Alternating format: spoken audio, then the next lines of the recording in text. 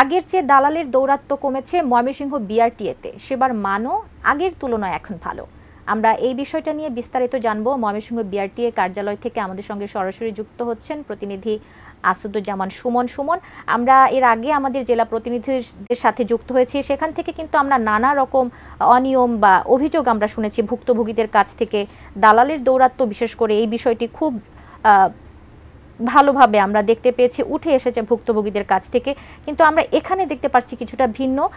ময়মনসিংহে বিআরটিএতে দালালের দৌরাত্ম্য আগের তুলনায় অনেকটাই কমেছে, সেবার মানও নাকি অনেকটা আগের চাইতে ভালো হয়েছে। আপনি সেখানে সরাসরি আছেন বিআরটিএ কার্যালয়ে, সেখান থেকে সার্বিকভাবে অবস্থা আমাদেরকে জানাবেন।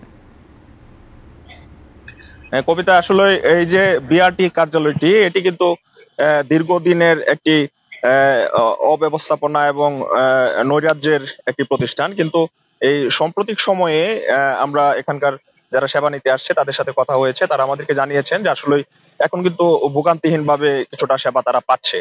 আর এখানে স্থানীয় কিছু আশপাশে যারা ব্যবসায়ী রয়েছে তাদের সাথে আমাদের কথা হয়েছে, তারা আমাদেরকে জানিয়েছেন যে আসলে এখন এই অফিসে দালালের দৌরাত্ম্যটা কিছুটা কম, এবং অফিসের যারা কর্মকর্তা কর্মচারী রয়েছে তারাও কিন্তু আগের চেয়ে বেশ দায়িত্বশীল ভাবে কাজ পরিচালনা করছে বলে আমাদের এখানে যারা রয়েছে তারা আমাদেরকে জানিয়েছেন। আরেকটি বিষয় রয়েছে যে আসলে এই যে বিআরটি এর যে সেবাগুলো, সেগুলো কিন্তু এখন অনলাইনের সবগুলো হয়ে যাচ্ছে। ঘরে বসেই কিন্তু সব আবেদন করা যাচ্ছে, এবং ঘরে বসেই এখানে যে নির্ধারিত ফি সেটি কিন্তু দিতে পারছেন, যার ফলে কিন্তু ভোগান্তির যে বিষয়টা সেটা কিন্তু এখানে এখন বেশ কম।